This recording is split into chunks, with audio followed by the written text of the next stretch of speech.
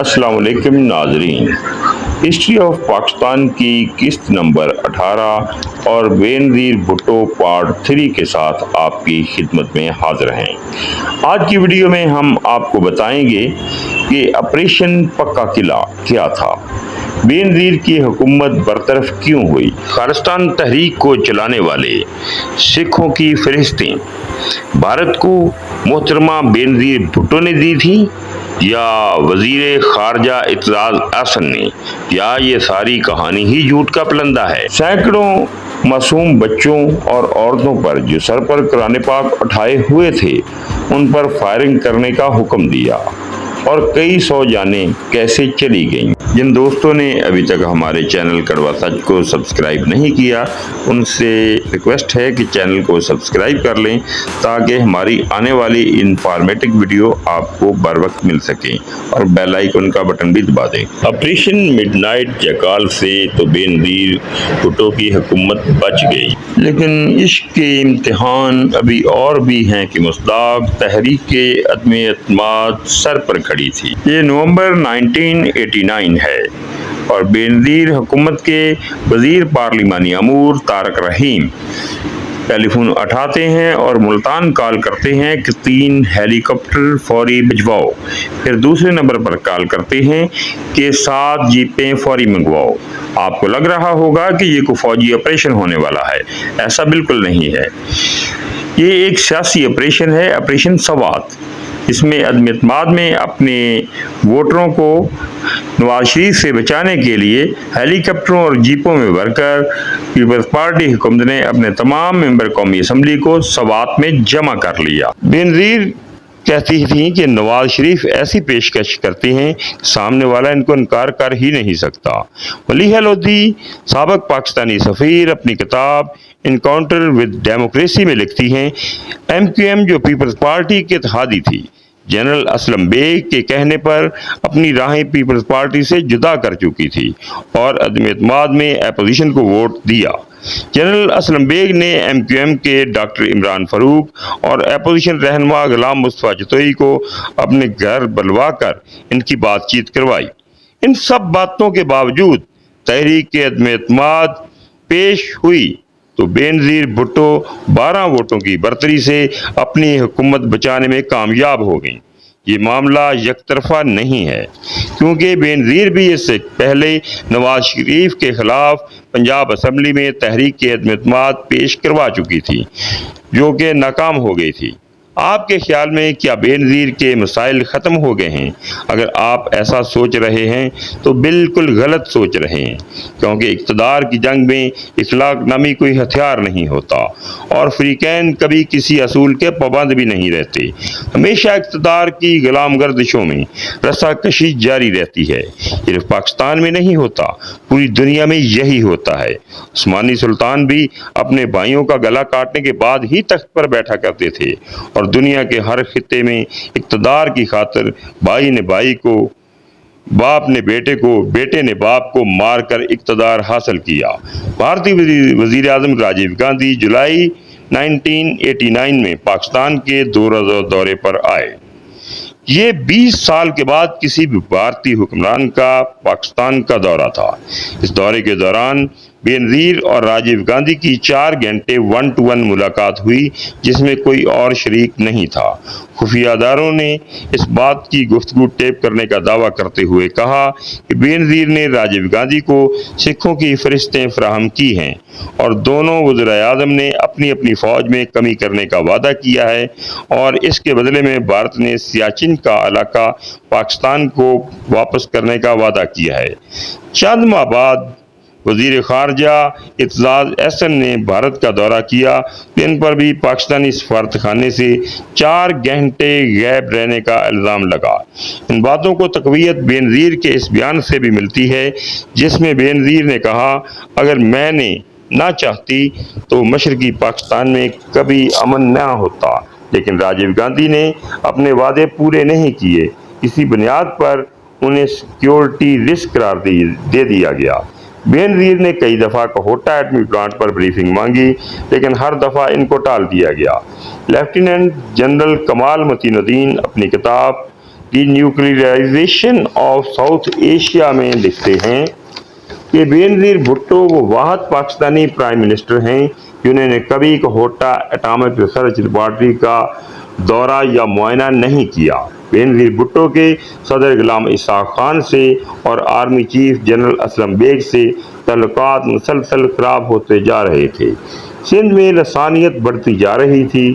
دسمبر 1989 میں قوم پرست سندھی رہنما جی ایم سید نے سکھر ایئرپورٹ پر پاکستانی پرچم کو آگ لگا دی اور خود ساختہ سندھی پرچم لہرا دیا، جس پر انہیں گرفتار کر لیا گیا۔ ایم کیو ایم کی حکومت سے علیحدگی کے بعد کراچی کے حالات دن بدن خراب ہوتے جا رہے تھے۔ پیپلز پارٹی کی حکومت میں نو گو ایریاز ختم کرنے کے لیے فوج سے مدد لینی چاہیے تو اس وقت کے corps commander Karachi lieutenant general Asif Nawaz نے انکار کر دیا۔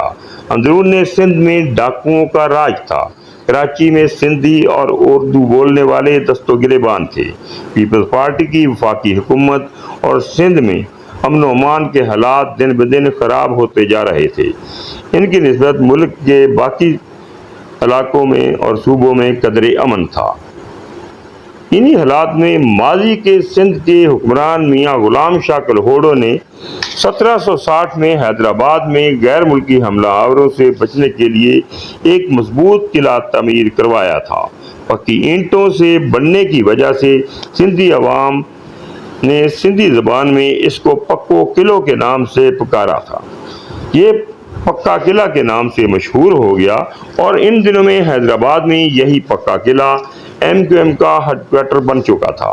پیپلز پارٹی کی حکومت نے مئی 1990 میں ڈاکوؤں کے روپوش ہونے کا الزام لگا کر پولیس کے ذریعے پکا قلعہ کا محاصرہ کر لیا۔ پہلے پانی، بجلی، گیس بند کی گئی۔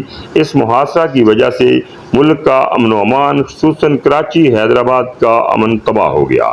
لاشیں گرنا روز کا معمول بن گیا۔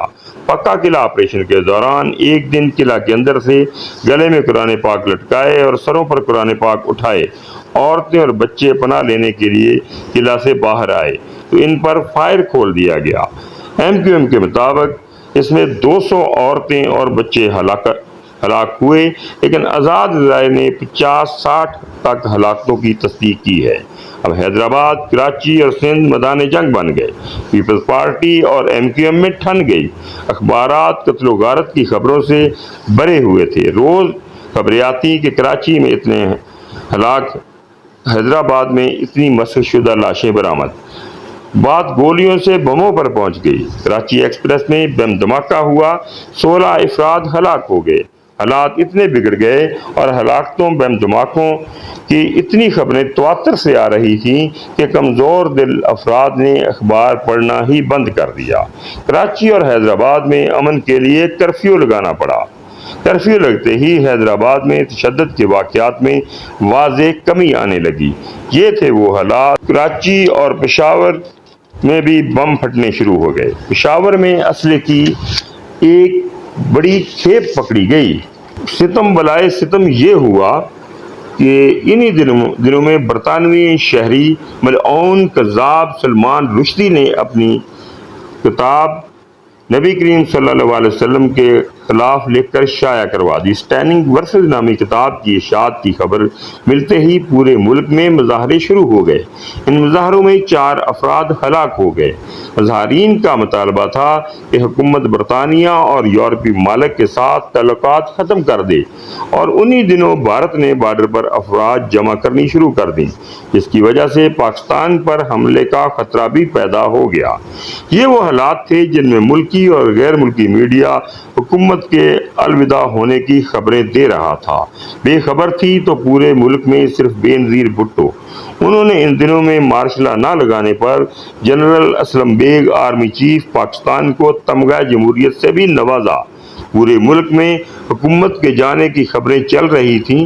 بینظیر کی یہ صورتحال تھی، جانے نہ جانے گل ہی نہ جانے باغ تو سارا جانے کے مصداق۔ انہیں ان خبروں پر یقین ہی نہیں تھا۔